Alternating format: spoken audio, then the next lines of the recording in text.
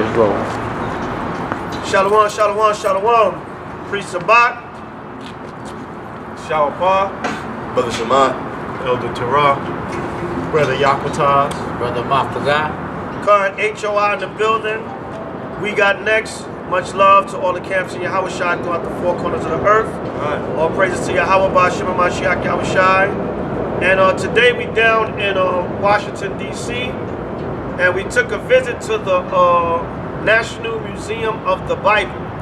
All right, down here on, what is this, 4th Street? Okay. And 4th Street and D Street, southwest in the 400 block of 4th Street down in Washington, D.C. So any of you brothers and sisters out there in the nation of Israel that you ever in the D.C. area or the DMV, come out, man, and visit this museum. There's a lot of vast history, archaeology, documents. You know, it's going to take you a whole day. We were just here for a couple of hours, and we're going to give the commentary on what we saw within that couple of hours' time. it might take me a whole 2 days. Right, it might take you a 2 or 3 days, you know what I'm saying? And the museum is open from 10 a.m. to 6 p.m. daily. It's really not a charge, but they do ask for a donation, like a free will offering, you know, if you may. Right, so come down here, man. It might be, you know, if you're spending a week or something in D.C., come and visit this for a day or two, man, and get some of this information and knowledge. So we're just going to make a couple of quick commentaries on what we saw in the museum. You're going to see some other background footage inside the museum that brothers recorded with some commentary, but we're just going to do a couple of things, you know, that we saw. So first and foremost, somebody give me Proverbs 6 and 23. So we have to understand the Bible is the book of the Most High. I don't care about the skeptics. I don't care about people that doubt the Bible, people that say the Bible is not valid, it's made up stories. The Bible is the word of the Most High. And I'm going to prove it one way now, whether you like it, understand it, accept it, believe it or not. But you brothers and sisters that are in the spirit, you're going to get it. So give me Proverbs chapter 6, verse 23. Read that. The book of Proverbs, chapter 6, verse 23. Go ahead. For the commandment is a lamp, Go ahead. and the law is light. Right, the commandments of the Most High is a lamp, and the law is light. Go ahead. And reproofs of instruction are the way of life. So what is this telling you here? The Bible, like Yahweh Shah said, is the way, the truth, and the light. Right? The scriptures, the commandments, the laws, this Bible is the light of the Most High. Right? And now the Bible has become, in this museum we discovered, the Bible has become the light of the world. Right? So I'm going to read this excerpt from this picture that we saw. Can you go and pan in? Right? Yeah. Pan, it's kind of small, but the brother is going to pan in. And this was on the 4th floor, I believe. It was Illuminations, the Global Bible, AD 2000 till today. All right? Pan in on that. It's kind of small, but you know, you brothers and sisters, if you ever visit here, you'll see this. They got an entire section dedicated to the history of the Bible and how the Bible is in every part of the world right now due to being printed, technology, Bible apps, right? You got it? Bible apps and everything. Now I'm going to read this caption. Check this caption out. And I want to start with this for all of y'all that doubt the validity of the Bible. Right now we know the white man's a liar and a devil, but he will not dedicate an entire museum with all these artifacts, archaeology, just for a book that's made up. You understand? Esau is the devil, but what would he get out of a book that condemns him being made up, and he would dedicate all this archaeology and history, an entire building, 7 floors, for a book that's made up? Yeah. That doesn't make any sense. But I'm going to tell you, the spirit of the Bible and the Most High's word influences man to have the Bible all over the entire planet right now. It says, Illuminations, the Global Bible. The Bible is the most widely read text in human history. Why is that? Because there's a spirit on the book. It's the Most High's word. Give me St. John 6:63 real quick. All right, the Bible is it says, the most widely read text in human history. Why is that? Because it's the truth. I remember a clerk at Barnes & Noble once told me The Bible is the most stolen book on the planet. The Bible is the most purchased book on the planet. He said, if everybody that buy it is just the same amount of people that steal it. Why is that? Because the spirit on this book that the Most High put, something in man lets him know that this book is valid. Everybody wants the Bible, even if they hate it. They still want it and read it. They want to manipulate it, say it's made up. But the book has so much of a spirit on it. It's the most widely read book in human history. Right, read that. St. John 6:63. The book of John, chapter 6, verse 63. Come on.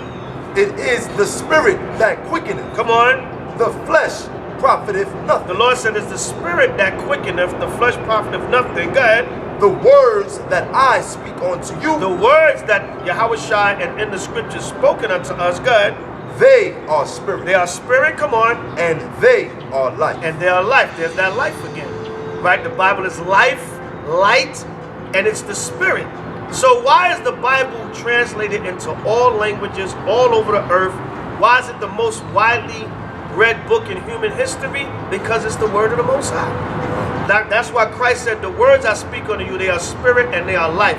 And that spirit and life has went throughout all the earth and all nations, countries, everything, to be the most widely read book in human history. Reading on, it says, today it exists in digital form and in languages understood by most of the world's population. Yet its journey along the path towards universal acceptability continues. Translators are working to bring the Bible to everyone in their heart language, and that goal is within reach. So why would the Most High allow that? Because he wants his word to go out to all the earth. Give me Matthew 24, this gospel of the kingdom. Right? And that's also the reason why the Lord is allowing that too, because that's also to show that nobody can be able to say they didn't hear his word. Nobody can be able to say that his word didn't reach them and they didn't know what was going on in his Bible. And let's prove that. Matthew 24, this gospel of the kingdom, and 14. Read that. The book of Matthew, chapter 24, verse 14. Come on. And this gospel of the kingdom shall be preached in all the world. Go ahead. For a witness unto all nations. Unto all nations. The main way this gospel is going to be preached, of course, the truth is through the prophets and teachers coming out, bringing out this word. But the Lord is also going to allow the Bible and his word to be spread throughout the entire country. So nobody has an excuse that they never read or heard the word of the Most High or read the Bible or knew or understood about the Bible. Go ahead. And then shall the end come. And then the end is going to come. So no excuses. Along with us teaching the gospel and preaching it throughout the world, through the internet, us coming on the street, the Lord is also going to allow his word to be brought all throughout the earth. And they're letting you know now, the Bible is the most read book on the planet Earth in history. And what is the name of the exhibit? The exhibit is called Illuminations AD 2000 to today. Why? Because the Bible is the true book of illumination. The hell with the so-called white man and the other nations being the Illuminati or so-called enlightened ones. But the reason why they're putting this here to let you know the Bible is the true illumination. And they play with the word illuminations being what? The Bible is going to spread throughout all the world, right? It's going to spread throughout all the world and it's going to illuminate the entire planet Earth because this is the true word of the Most High. By Hashem Mashiach Yahushua. Gun? All right, so somebody say something for a minute. I want to pull up the scripture. Like the brother was saying, but that's the truth. Because you know why? We wasn't able to read the Bible. We wasn't able to read the Bible in slavery. And if we did read the Bible, it was by the slave master's mindset. Okay? He told us and wrote down what the preachers are supposed to do. Say. That's why we was looking at a book in there, and it shows you the slave, and then it shows you the slave master watching and observing what they taught the slave. Okay? So it's a fact what the brother's saying, that this Bible is the most read book, because it has the prophecy. And when it's brought forth in its true form, it works great wonders when the real men of the Lord get that understanding and brings this Bible this true form. Somebody give me wisdom of Solomon real quick. 18 and 21. When it's brought forth in its true form, you got it, brother? You got it. Wisdom of something, 18 and 21. When it's brought forth in its true form, the impact, what it's going to do, is going to cause massive destruction and wake up the children of Israel. Okay? The Book of Wisdom of Solomon, chapter 18, verse 21. For then the blameless man made haste. But then the blameless man made haste, come on, And stood forth to defend them. and stood forth to defend them.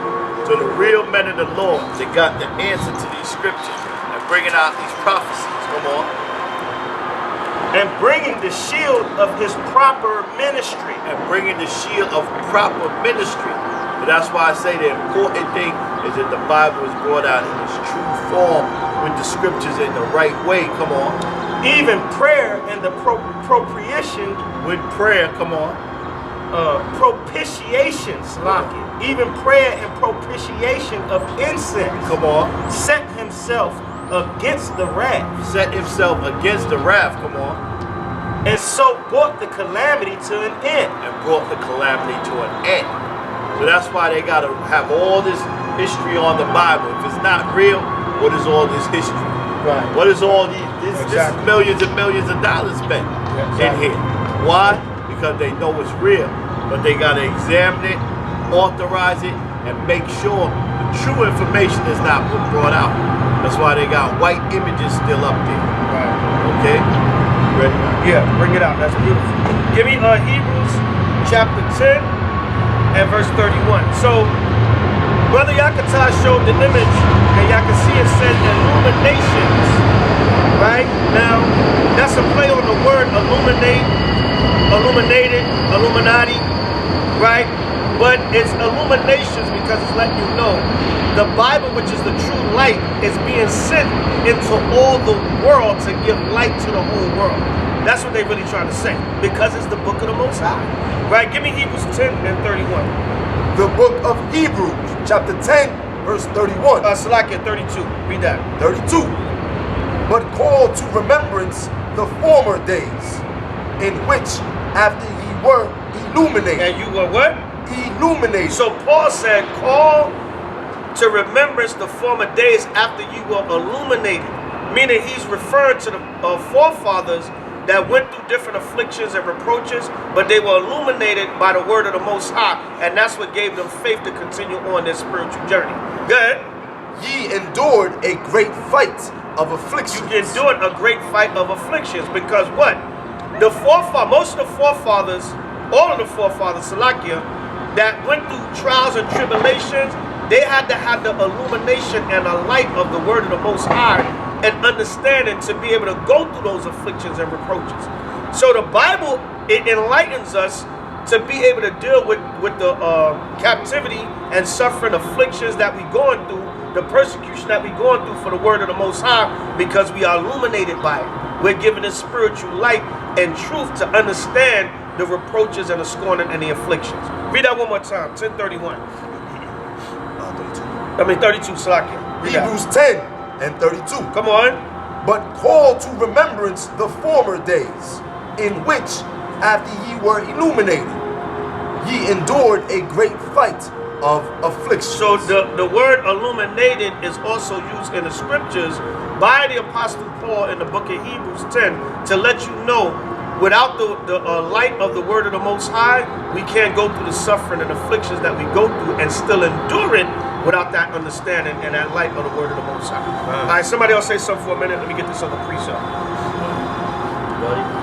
Well, I wanted to say that it was just very eye-opening to see all the history they've been hiding from us all these years. And this is not even the tip of the iceberg, so to say, or a peek into the show, because they got our real history locked up in the Vatican somewhere. But this is just what they allow us to see. We've seen certain things that would just crush all these people talking about the Bible's not real. All these people talking about, oh, brothers made up the paleo. All these things that these people was talking about when it comes to down with these holy scriptures. And the authenticity of the Bible cannot be matched by anybody. You know, so that's all I gotta say. Shemai, bring out Revelations 1 and 3.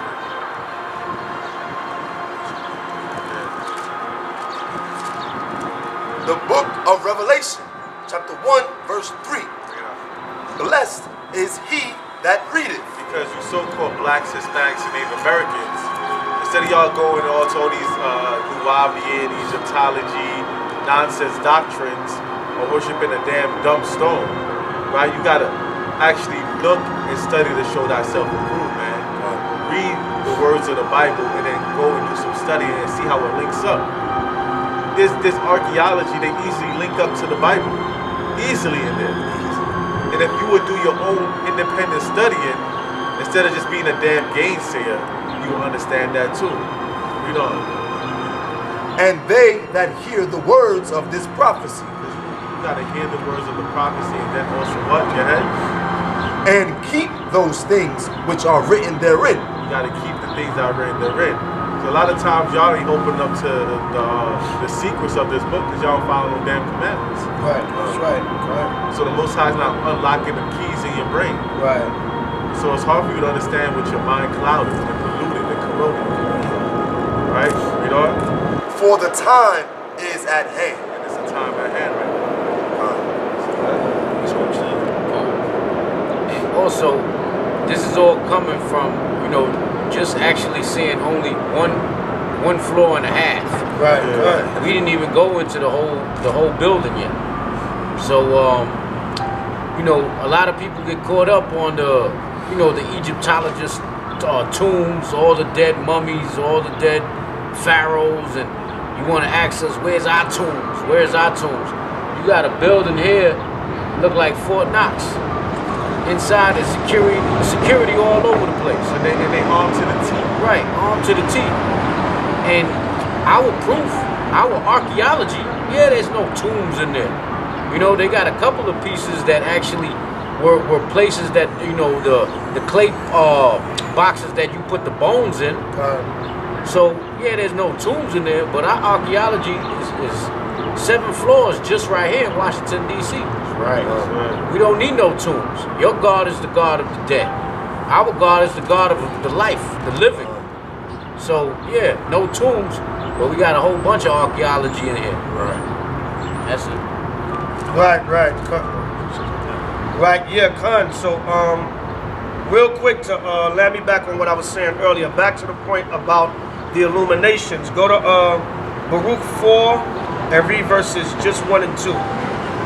Right, Baruch chapter 4, verse 1 and 2. Right, whoever got it, read it. Baruch chapter 4, verse 1 and 2. And somebody give me, y'all got this one over here. You give me Psalms 105, 119, verse 105. All right, Psalms 119, verse 105. Baruch 4, 1 and 2? Yeah, Baruch 4, 1 and 2. Read that nice and loud. Out of the Apocrypha, the book of Baruch, chapter 4, verse 1. This is the book of the commandments of God and the law that endureth forever. So this is the book of the commandments of the Most High Power Yahweh and the law that endureth forever, proving the law is not done away with. Good. All they that keep it shall come to light. Come on. But such as leave it shall die. That's it. That's cut. That's cut and dry. You leave the laws of the Most High, you're going to be put to death. Go ahead. Verse 2. Turn thee, O Jacob, and take hold of it.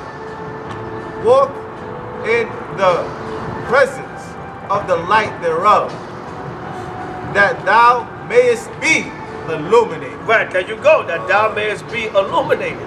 So the Bible deals with the true illumination, which is the commandments of the Most High. Notice how it's talking about light, it's talking about spirit, it's talking about truth, it's talking about life.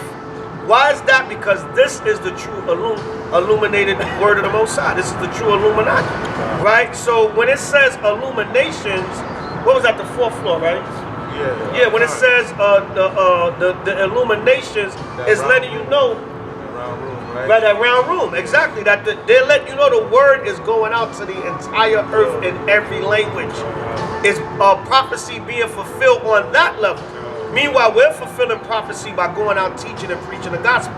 Right? So the Bible lets you know that it's the true illuminated word of the Most High. The hell with the white man or Rothschild or damn Rockefeller, which they finance this anyway. They got scholars and think tanks that damn research the Bible till their damn eyes bleed. You understand? And they put stuff together like this. They try to manipulate it to a certain degree, but the men of the Lord gonna see right through it. And then we, like Amam said, we was only in here, we only did a floor and a half. We didn't realize, damn, this place, you need a whole day for this place. You know what I'm saying? So most are willing there will be more volumes to this, because we got to come and dissect this whole building now. We got to take this whole building apart. You know what I'm saying? Through the spirit of the Most High, Yahweh. But Esau didn't lie about everything. Like the brother brought out, a lot of the archaeology and the history, it's right here. You always doubt the Bible. Just because the white man's the devil don't mean he didn't go and search out the earth and get the archaeology and the records. He's got to know the truth in order to facilitate the lie. You understand? So go to Psalms 119 verse 105. The book of Psalm 119, 105. Go ahead. Thy word is a lamp unto my feet. What the Lord say? Thy word is a lamp unto my feet. Come on. And a light onto my path. Right, so I have that caption here. Can you pan in on that again? I got that caption here. They got this written on the wall of the museum as soon as you walk in. That same verse, that same scripture. Thy word is a lamp unto my feet and a light unto my path. And I'm just bringing this out to show, as soon as you walk into the museum, they let you know the word of the Most High is the true light. Right. And then you go up to the exhibit and they have illuminations. And that same word is written in the New Testament and in the Apocrypha about the scriptures and the word and the truth and the law being a true illumination and light of the Most High. All right? It's just quoting the scripture from Psalms 119, verse 105. Read it again. Psalm 119, 105. Come on. Thy word. Got it? Thy word is a lamp unto my feet. See that? He said his word is a lamp unto his feet. God. And a light unto my path. And a light unto my path. So going with Baruch, Hebrews, Proverbs 6, St. John 6:63, all them precepts link up to show you the word of the Most High is the true light, the true illumination. And now they're playing with the word illuminations to let you know this Bible is going to go out through the whole earth, right? Fulfilling prophecy. All right. So somebody can say something real quick. I want to pull up 2 more points. Actually, I just wanted to bring out a script added to what you were saying earlier about the word actually going out to the whole world and actually feeding our flock, feeding the people, and that being the fulfillment of prophecy. This is actually what I was touching with my brother on earlier. This is Isaiah chapter 28, verse 11. For with stammering lips and another tongue will he speak to this people. And that is, as I mentioned, the fulfillment of the prophecy. Because when you walk through the museum, there's a particular portion of the museum where you can see that the Bible has, in fact, been translated into numerous languages. And of course, our people, due to the curses being scattered throughout the 4 corners of the earth, it only makes sense that in order for us to receive the word, it would be in multiple languages. So that's the fulfillment of the prophecy on many levels. That's a good point, man. The stammering lips and the tongue. All right, so you got that already. R-U-D-D-Y. All right, so now I keep looking Yaqataz. I want to show this image, right, of the Septuagint, all right, which means 70. And on this image, Yaqataz is going to pan in. I'm going to blow the image up. On this image, they got a painting of Samson from the 4th century AD. All right, of Samson being a man of color. He has a full nose. Is a depiction of Samson wrestling a lion. And he has a full nose, what seems to be brown skin, and woolly hair. Now, a lot of you are going to say, oh, that picture can mean anything. It's archaeology. The wood used, a lot of you white people, back in the early 90s when our elders was cutting the hell out of you with the Byzantine books, you start making up a lie that the images were painted on wood and it turned color after a while. Right? It's clearly a damn dark image, but you're going to lie and say it's the wood, it's the deterioration of the wood. That's why it looks brown. No. Right, with a red dye, right? But anyway, pan in on that. That's Samson resting a lion from a 4th century painting AD. And the image is kind of, you gotta, when you brothers and sisters come here, you can see it. You can see it. It's a exhibit about the Septuagint. All right, when the Bible was translated from Hebrew into Greek, and it's an image showing Samson resting a lion as a dark-skinned man, a brown-skinned man. So like, he got a full nose and what appears to be woolly hair. And we're not reaching here. That's just what the image looks like. Now I'm gonna read this caption. It says, "The Torah for Greek-speaking Jews. The title Septuagint means 70 according to tradition. Egypt's king Ptolemy II, 285 to 246 BC, requested a copy of the Torah for his history, for his library in Alexandria. By the way, the Jews was in Alexandria, Egypt. Right, there was Greek-speaking Jews in Alexandria, and they were scholars. Right, and a lot of them helped along with the translation of the Old Testament from Hebrew to Greek. I think it was under Philadelphus in 215 BC, where the entire Old Testament was translated from Hebrew to Greek. All right, so now it is said that 70 or 72 Jewish elders translated the Torah into Greek in exactly 70 days. This legend speaks only of the 5 books of the Torah, but Jewish communities soon translated many of their other sacred writers into Greek as well. It was completely done under Philadelphus.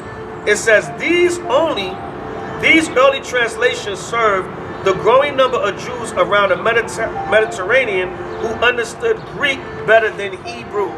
That's where you get your Hellenists from. Look up Hellenists. Right? Matter of fact, get that real quick in the Bible dictionary too. Hellenists. All right, hold ready and get Hellenists. All right, that's where you get your Greek-speaking Jews. So you had Israelites that was in captivity under the Greeks, under Alexander and his descendants. The Ptolemaic line was descendants of Alexander's generals that came out, and he parted his kingdom into 4 different generals. And they took the Ptolemies took the area of Egypt. All right, when you go into the Apocrypha, you read about them also.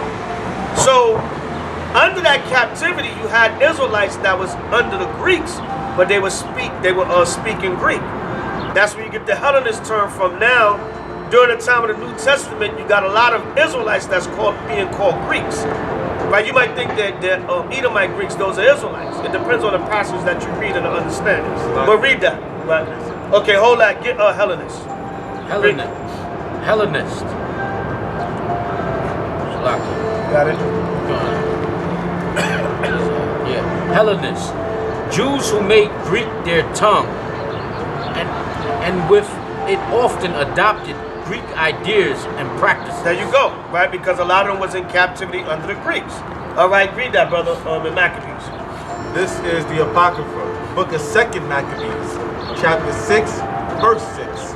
Neither was it lawful for a man to keep Sabbath days or ancient feasts, or to profess himself at all to be a Jew. Now, when you read the Apocrypha, the book of Maccabees, that was under the Antiochian line that invaded Israel and converted a lot of Israelites to Greek customs. And if they didn't convert to Greek customs, it was forced upon them. Or a lot of them, they went along with Greek customs because a lot of our people sold out and they said, oh, if you can't beat them, just join them. You understand? They had that spirit back then. So we just showing you some of the history and how this was our people under the Greek captivity.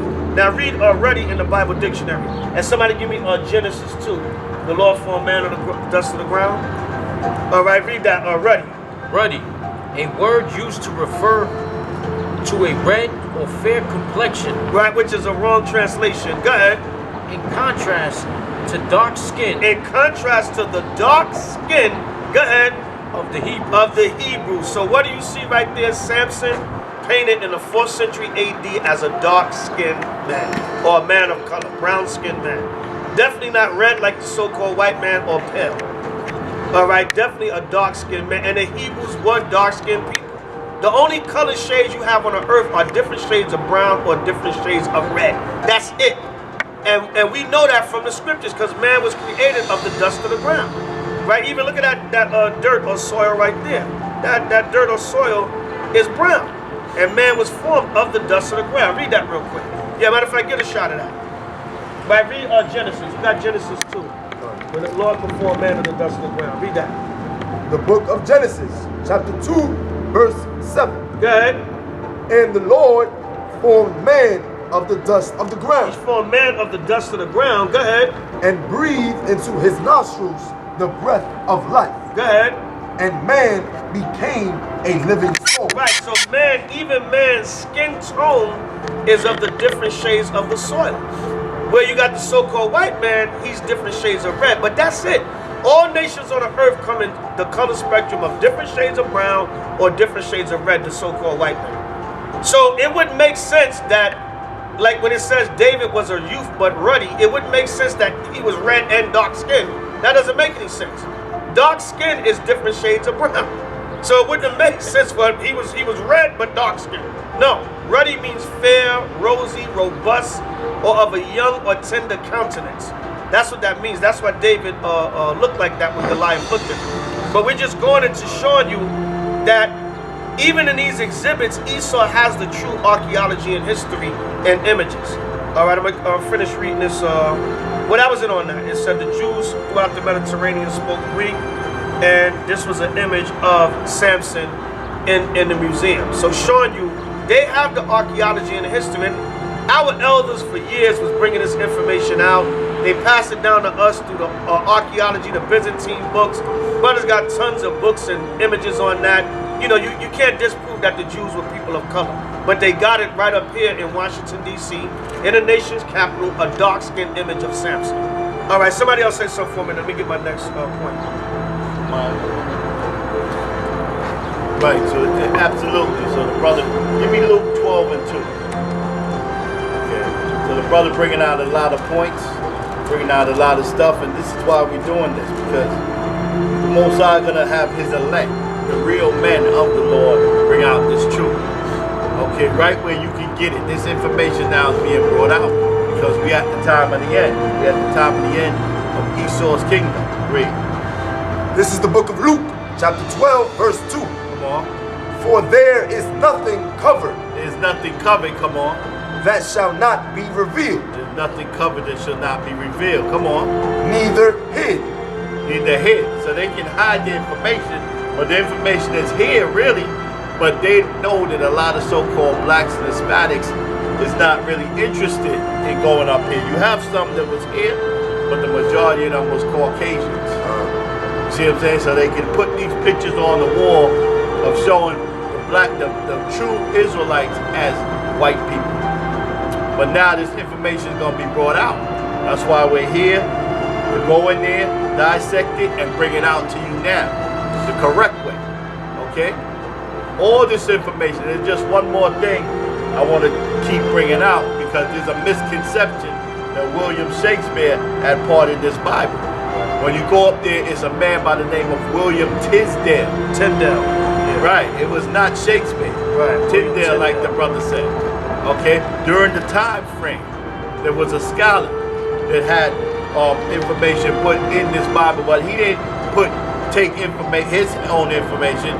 He interpreted through the Hebrew, and went into the Bible and just broke down the Hebrew and put it in the English translation.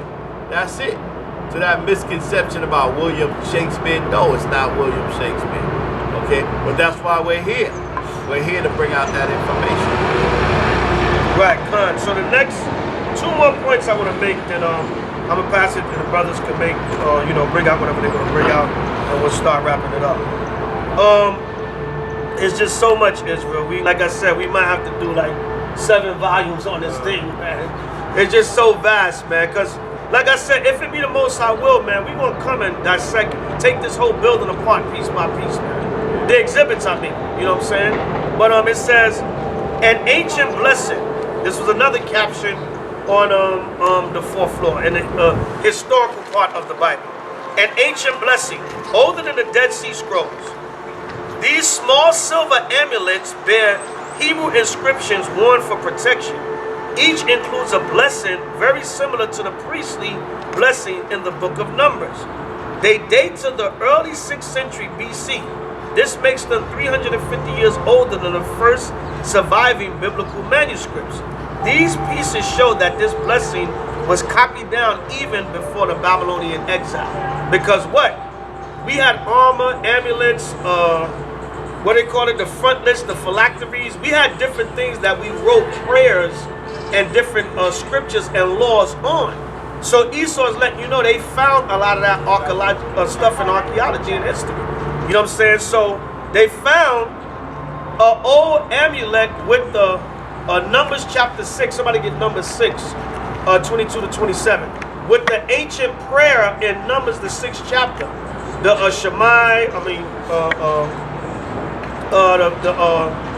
the anointing prayer that we do. Yabaraki Yahweh, Wa Shamakar, Yahweh, Pun Yahweh, huh? What went off? Okay, yeah.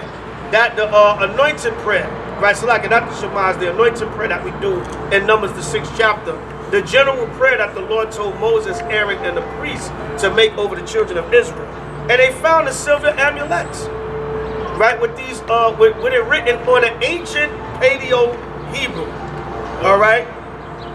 Here it is. Here's the prayer with the Tetragrammaton. A lot of y'all bugged out off of the name of the Most High when there's a massive historical evidence of the Tetragrammaton and the 4 main Hebrew letters of the Most High's name, Yahweh.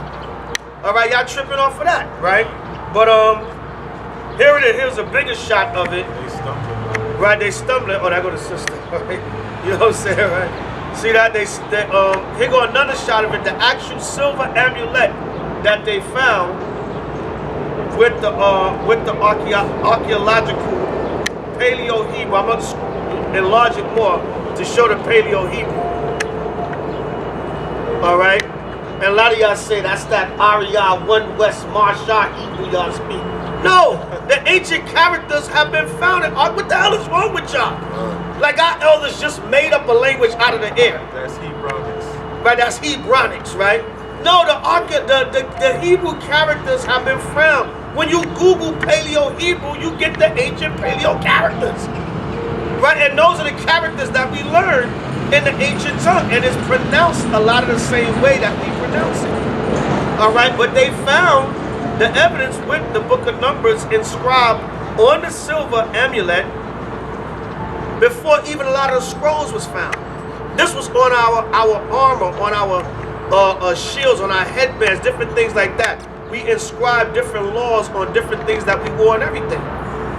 All right, so give me Numbers the 6th chapter, and you got it? Numbers chapter 6, verse 22. Read that. The book of Numbers, chapter 6, verse 22.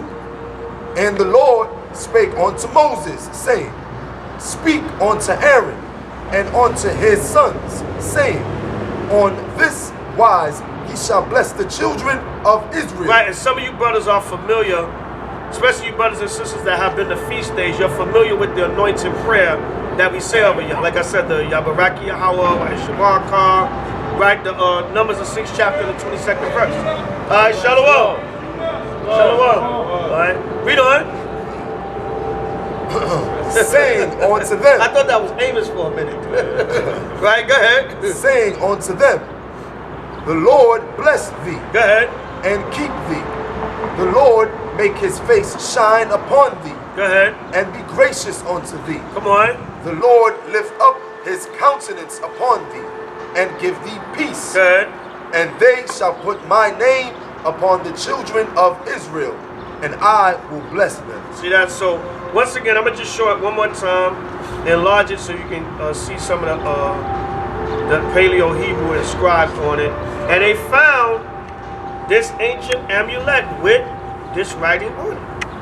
What the brother just read with the anointing prayer, the general blessing that the Most High gave to Aaron to say over the children of Israel, what we call the anointing prayer. We mainly say it over brothers and sisters in the high holy days, the feast days. All right, so you can't get around it. Now, one more point. It just is so many. I'm not even going over all the pictures I took, and this was just a small portion in the exhibit. Okay, one more point. For all of you non-JC Israelites, all right, that JC, that New Testament, right? Caesar's Messiah, that guy was made up. Now, give me Matthew the 24th chapter, and just hold it. I'm gonna go through this first, but I want to have the scripture read. A lot of y'all say Jesus Christ never existed. He's a fairy tale. He was made up. Caesar's Messiah.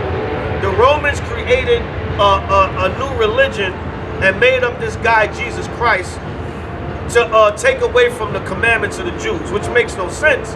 Because if the Romans made up Yahushua stood for the law. He said him and Moses was one. So how, if they made up a false Messiah to take away from the Jews' Old Testament, why was Christ also teaching the law? That wouldn't make any sense. Then you try to find contradictions. No. Yahushua and Paul didn't contradict the law. They gave you better understanding and balance of the law. That's all they did. So that point that you try to use is false. Now let me show you. It says the Great Jewish Revolt. The first Jewish revolt against Rome, 66 to 73 CE or Common Era, or what they call AD, Anno Domini in Latin, which means year of our Lord. All right, CE can also mean AD. It says led to the destruction of the temple in Jerusalem and the disruption of Jewish society. Archaeological excavations illustrate the destruction caused by the Romans' legions of Vespasian and his son Titus during their campaigns. Now you know you can find this in history. The Roman invasion of Jerusalem under Titus and Vespasian. So that's a lie? You're going to say that in history, that's a total lie. You can't go and find Vespasian and Titus in history. All right? It says, our main source for the history of the revolt is Flavius Josephus.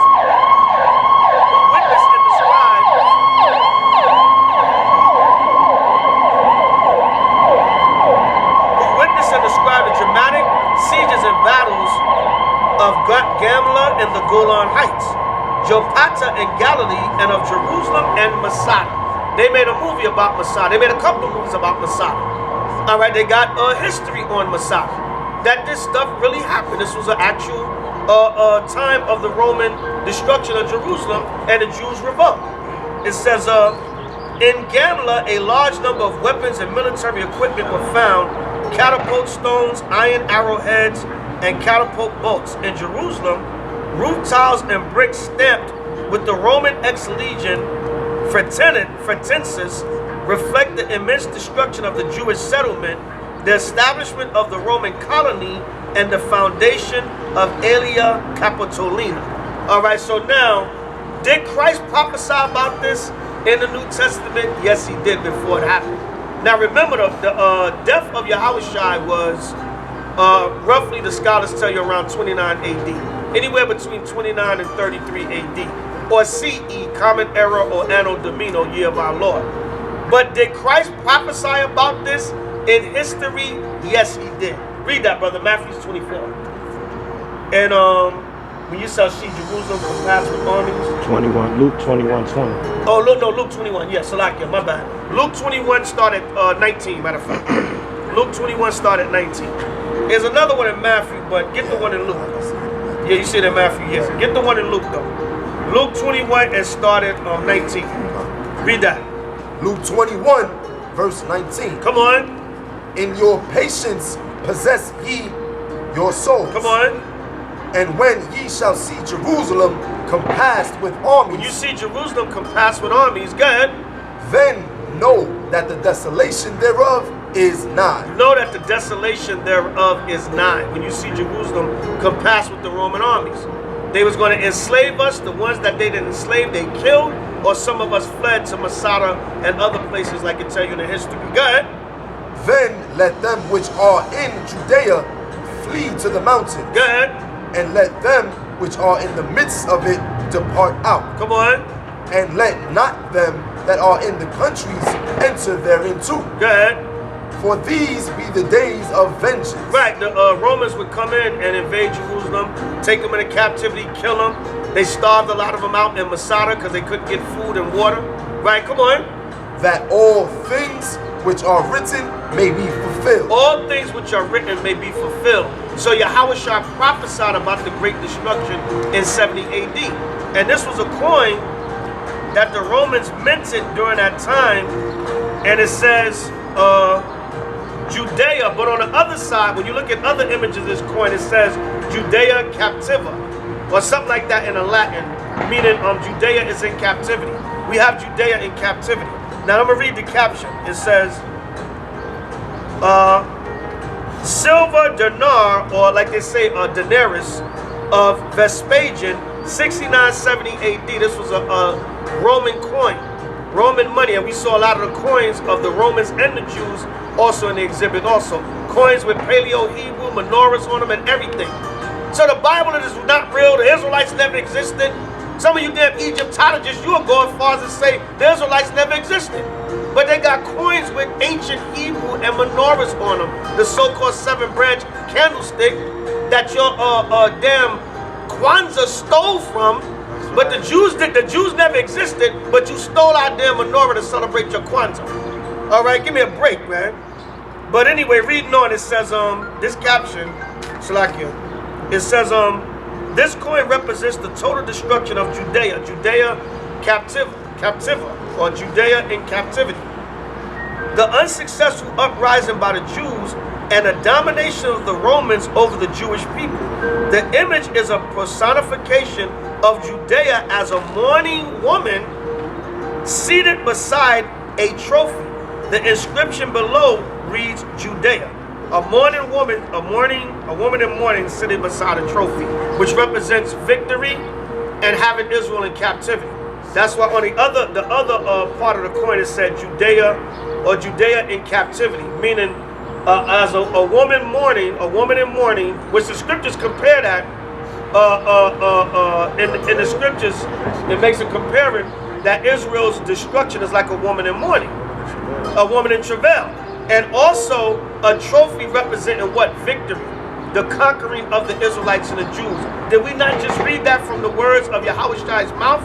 So how could he prophesy something 4 damn decades before it happened if he didn't exist? And it did not exist in history yet. You read the Roman history, Titus and Vespasian conquered the Jews in Jerusalem in 70 AD. And they said that Flavius is the main historian. You get a lot of history, but there's other records on that to show that the Romans conquered the Jews in 70 AD under Titus and Vespasian, which was actual real Roman generals that existed. So how could the Messiah prophesy about it before it even happened if he didn't exist and the Most High didn't put the spirit on him to say it was going to happen? Just like Daniel prophesied about the Maccabees. Christ prophesied about, Daniel prophesied about the Greeks during the time of the Maccabees. Christ prophesied, Yahweh prophesied about the Romans during the time of Titus and Vespasian. So that's just one point to show you that yes, he was a man that existed and spoke about the future of Israel before it even happened, because Yahweh was a prophet also. He was the main prophet of Israel. All right, so you want to say something? No, I was just going to land me back and say the same woman that's in mourning in Shabbat, that's the same type of woman that's in the book of Revelation. So that's also New Testament by prophecy. Right. So you gotta take in the volume of the book like Yahweh said, So you people that want to doubt the Bible altogether or doubt half the Bible, you got no understanding or you got half understanding. Let's take in the volume of the book and rehearse it with the righteous acts and cling on to the archaeology that we do have. What's that scripture again? We said the first shall put up the small flood. That's Revelation 12. Revelation 12 started 15. Yeah, Revelation 12, 15. Yeah. Revelation 12, 15. Because that's what happened. We got hit with a flood of lies. And we wouldn't possibly drown in all that flood of lies if the earth ain't opened up and show us this archaeology. We would think Israel never existed. Right. These Egyptologist guys with their smooth words and they Brooklyn scam artist tactics, right? They New York City, Harlem, or Brooklyn nigga scam artist tactics, right? Will have these people believe that there is no Bible, there was no Jews, right? Just so they can make money off of dusty pyramids, man.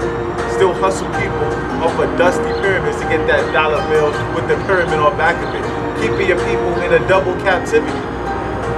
We will not drown from the lies, man. Read that from me, The book of Revelation, chapter 12, verse 15. And the serpent cast out of his mouth water as a flood after the woman. See, after the who? After the woman. The same woman, Israel, that represents Israel on that coin. Go ahead. That he might cause her to be carried away of the flood. And that's what happened. A lot of our people go to and fro with every wind of doctrine. You know? Yeah? And the earth helped the woman. And the earth did what? Helped the woman. The earth, the archaeology, right, matches up with the scriptures, which helps the nation of Israel, that woman can travail. Yeah? And the earth opened her mouth Yeah? and swallowed up the flood which the dragon cast out of his mouth. See, that's what happened, man. Now the flood of lies is being taken in by the earth, man. So we won't drown in philosophy, in vain philosophies of men. Right. Go to First Maccabees. Somebody give me First Maccabees 2 and 6 now. All right, because I just want to make another point on the mourning part.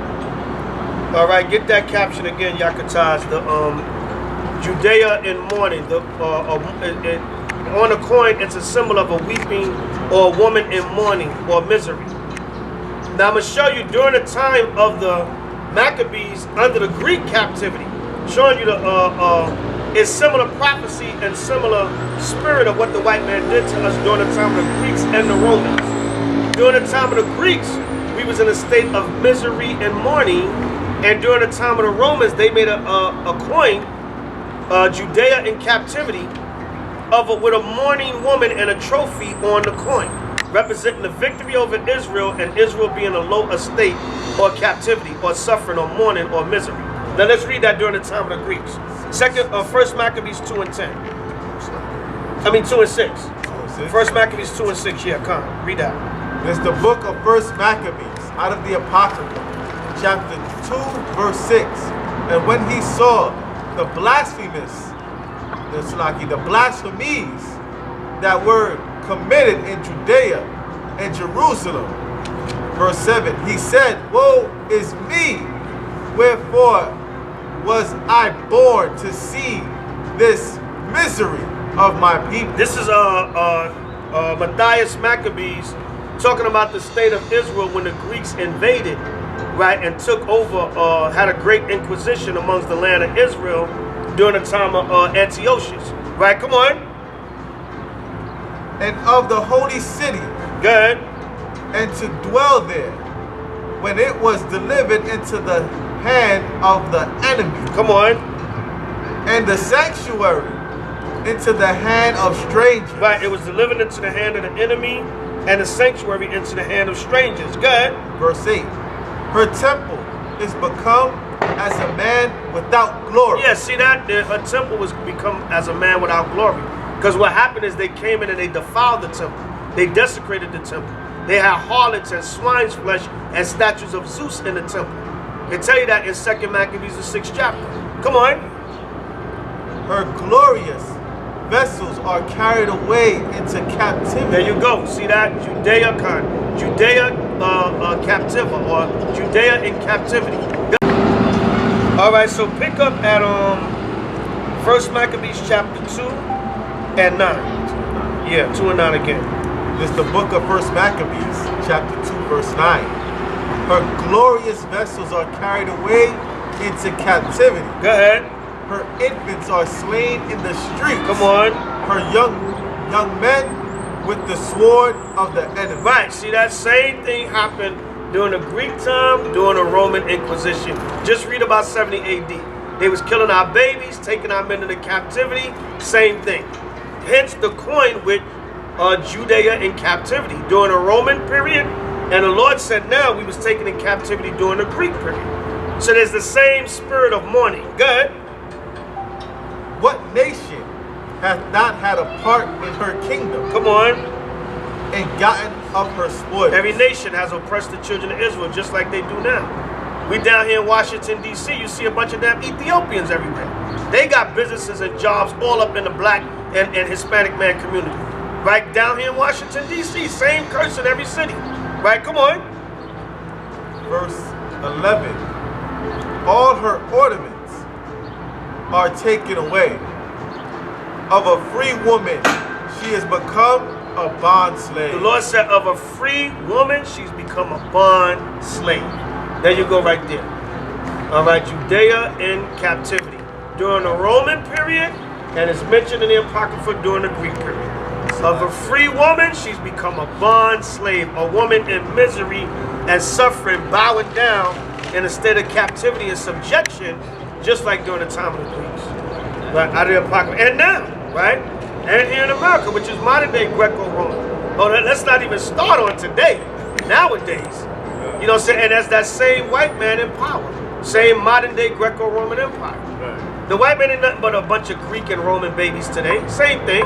So there's a whole nother level with what's going on today. It's all the suffering and the mourning of the nation of Israel. So one more, 2nd Ezra 6 and 22. Yeah, 2nd Ezra 6 and 22. That'll be my last one. It's just so much, man. So much information we can bring out, y'all. You know, so much we can bring out. But we're going to end it with this. Somebody say something for a minute. Let me make sure this is what I want. Right, so the brother is saying that Israel is mourning, but he's showing you the archaeology. You must have archaeology also with the scriptures. That's why the brother brought out Revelations 12. Right. The archaeology goes along with the scriptures, okay? You brothers and sisters is teaching, or you brothers is teaching, okay? You must understand that you must work with the archaeology and the scriptures, man, to bring out your point. That's why it says the earth helped the woman. The earth is the archaeology that they spending millions and millions of dollars, the Rothschilds, okay, and the elites, millions and millions of dollars to dig up and have archaeologists going all over the world dig up this information to also linked up with the scriptures to prove that the scriptures is valid. And this is what we researching now. Ready up? Yeah, go ahead. All right, go to 2nd Ezra 6:28. Go ahead. Out of the Apocrypha, the book of Second Esdras, chapter 6, verse 28. For as for faith, it shall flourish. Right, so we're in a time now where your faith should be increasing. And every time we teach and we bring out information to back up what we're teaching, that should increase your faith, Israel. And like I said, we just scratched the surface, man. You know, I got 5, 6, 7 witnesses here with me that was at the museum today, and other brothers that was here, and sisters that was here earlier. We got vast information that we can extract from this place, man, and dissect it and show you the truth of this Bible. And most I willing will be doing that in the future when we visit DC more and we get another chance to come back to this museum. Go ahead. Corruption shall be overcome. Right, corruption shall be overcome. Of course, the white man try to throw stuff in there and lie and embellish and whatever, but it's still, the corruption is going to be overcome because spiritual men, you still going to see through it, right, and be able to bring out and extract the truth from it, right? Come on. And the truth, which hath been so long without fruit, the truth, which hath been so long without fruit, come on, shall be declared. It's being declared, man, and it's being backed up. That's why the brother, a beautiful precept in Revelation 12, the brother brought out the archaeology, like Priest Taraz said, is being backed up. The truth that have been so long without fruit is being declared, is being manifested, and the earth is helping the woman and is bringing out the archaeology, the relics, the records, everything to substantiate what's written in the scriptures. You don't want to believe it, that's on you. That means your faith is not flourishing. All right, because in order for you to understand and believe and know this Bible and be illuminated and enlightened with it, you have to understand the prophecies. And if not, your faith is corrupt. You don't know the Most High. That's it. All right, so that's about it. Anybody else want to bring out anything? No? I would like to bring out one more thing. You want to come in and bring some? I want to bring out one more thing, and that's just certain people, certain people need to just put respect in the name of Yahweh. Today we've seen what's it, Masha Steely? Right. The Moabite stone. We the saw Moabite the stone, yeah. today. Right. And The Misha Stela. the Misha Steely. Yeah. Misha Steely. Alright. Salaki if I'm mispronouncing it. It's a damn Moabite stone. Man. Right. Moab, one of our enemies today, still one of our worst enemies today. Right? But it was a battle the children of Israel was having against Moab. And they was bragging about a little victory they had when they actually carried away prisoners of war. He bragged and he said, I took the vessels of Yahweh to bring them to the vessels of my God. So even back then, they understood who our God is, the God of Israel. So I don't know why some of y'all are denying his name or act like it doesn't matter what his name is. You can call him whatever. No, you gotta put some respect on his name, man. Let me get Malachi. I think I want 4 in the last verse. The Most High's name is terrible and dreadful to the heathen, man, but it's glorious unto us. Last verse. Yeah. What does that say?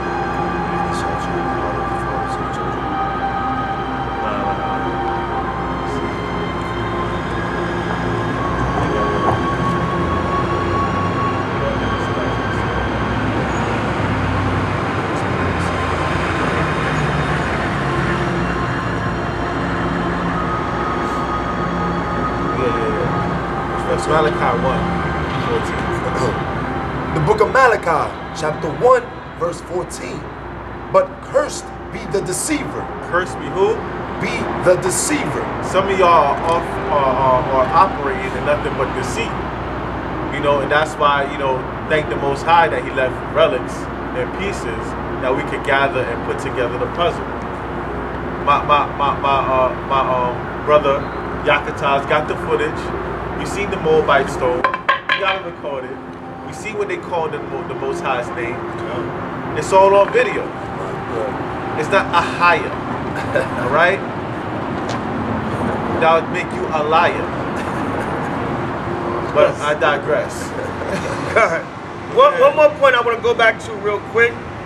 For those of y'all that might not be familiar with the term, when I brought out the Romans conquered Jerusalem, and they brought in Aela Capitolina. That was another name for the Roman colony of Jerusalem. That was a name that the Romans gave Jerusalem once they took it over and sieged it in 70 AD. For those of y'all that may not be familiar with that term, I read that in the caption of the Jewish revolt. Aela Capitolina was another way of saying in Latin the Roman colony. Right, which was going into Jupiter Capitolinus, where they set up statues of Jupiter, and they said instead of Jerusalem being a city of God, it's going to be the capital of Jupiter. All right, Aela Capitolina, and then later on the Arabs named it. Well, that was one of the names of Jerusalem, Ilia, if I'm pronouncing it right. So that's just where that term comes from. All right, God bless. Yeah, God. Read that verse, Back at 14. But cursed be the deceiver, which hath in his flock a male, and voweth, and sacrificeth unto the Lord a corrupt thing. Because when you're not saying the Most High's name, or you don't care about the Most High's name, you're sacrificing unto a corrupt thing. Yeah? For I am a great king, saith the Lord of hosts, and my name is dreadful among the heathen. And his name is dreadful among the heathen. So get his name right, man. Get his name right. It's important to get his name right. Or at least try to get his name right. Put in that honest effort to get his name right. That's all I gotta say. I just wanted to say one thing, and I always bring it out from time and time again. The so-called Jews being white is a damn lie, and when you know the truth, you will find it everywhere you go. When you go into even in here, I got a book. Everywhere you go in history, in certain history books, they'll show you that the Hebrews were dark-skinned slaves under the Egyptians, right? If not the same complexion, darker. And in here, they have the same exhibit. If you know what you're looking at, you know what you're looking at. They telling you that the Jews or the Israelites are black. Anytime you go somewhere that's teaching something about the Bible, you're going to find at least one little, what they call it, a needle in the haystack that's going to tell you the Jews is black. If you know what you're looking at. That's all I got to say. And it's a big picture of that in shows you that the Israelites are black people in slavery under the Egyptians. That's it. I just wanted to say that this was a great experience for me. I definitely didn't need any of the archaeology, I'm speaking personally, to validate my belief in the scriptures, because I already have a strong belief in the scriptures themselves. But for any brothers and sisters who feel as though they need that proof, or to just study to show that self-approved, we need to be able to find ourselves in places like this. Now it's called the Museum of the Bible, so you might not think that there's any history in here pertaining to us, but in fact we understand that it's the contrary, because only 5 minutes away from here is the Museum of African American Culture, and a lot of our brothers and sisters will find themselves there, but not here. And our ancient history is also here. So that's something that we need to pay attention to and actually seek out. Right, great points, brothers. Great points. So, anything else in closing? One more. I live 5 minutes from here, so I'll be back here probably about 7, 8 more times. So I live like 5 minutes from here.